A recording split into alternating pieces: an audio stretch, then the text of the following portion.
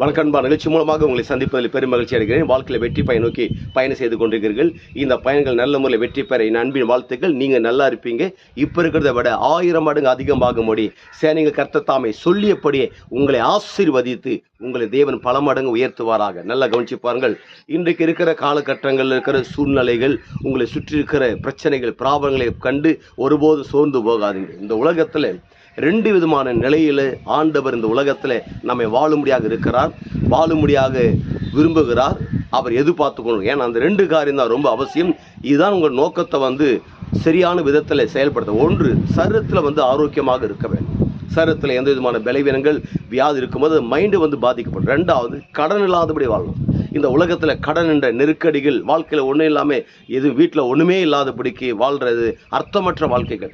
ஒருவேளை இவ்வளோ தூரம் நம்ம அப்படி ட்ராவல் பண்ணிப்போம் என்றால் வாழ்க்கையில் மிகப்பெரிய ஒரு தோல்வி நிலை தான் வாழ்ந்துருக்கிறோம். ஒன்றும் பிரச்சனை கிடையாது. எல்லாருமே தோல்வியில் இருந்தால் ஜெயமாக மாறி இருக்கிறாங்க. அது நம்முடைய அறிவீனமான ஒரு தோல்வி. ஆனால் தேவன் ஒரு மிகப்பெரிய ஒரு அறிவாற்றல் நம்ம கொடுக்குறாரு. இந்த உலகத்தில் அவருடைய தழும்புகளால் நம்ம குணமாகிறோம். ஆரோக்கியமாக வாழ்கிறது உங்கள் சரீரத்து ரொம்ப அவசியம். ஏதோ இந்த உலகத்தில் வாழ்ந்தோம் போனோம் என்று கிடையாது. வாழ்கிற காலங்களில் ஆரோக்கியமாக வாழும் பொழுதுதான் உங்கள் அறிவு ஆகப்பட்டது, மனதாகப்பட்டது, உங்களுக்குள்ள இருக்கிற ஒட்டுமொத்த திறமையும் அது வெளிப்படுத்த முடியாக இருக்கிறது.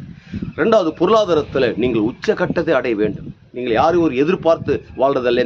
இவங்க கொடுத்த பிறகுதான் நான் அமுல்படுத்த முடியும், செய்ய முடியும் சொல்கிற மற்றவங்கள கையில் உங்கள் கை நிறைய கொடுத்து ஒட்டுமொத்த உலக நாடுகளுக்கு உங்கள் கை மூலமாக ஆண்டவர் படி அளக்கும்படியாக வச்சிருக்கிறார். உங்கள் கரம் தனிப்பட்ட விதத்தில் இந்த உலகத்தில் பெரிய செல்வந்தர்களாக வாழ வேண்டும். ஏன்னா வாக்கு தத்தம் என்பது ஒரு குடும்பத்தை சார்ந்தல்ல, ஒரு தனி நபரை சார்ந்தது.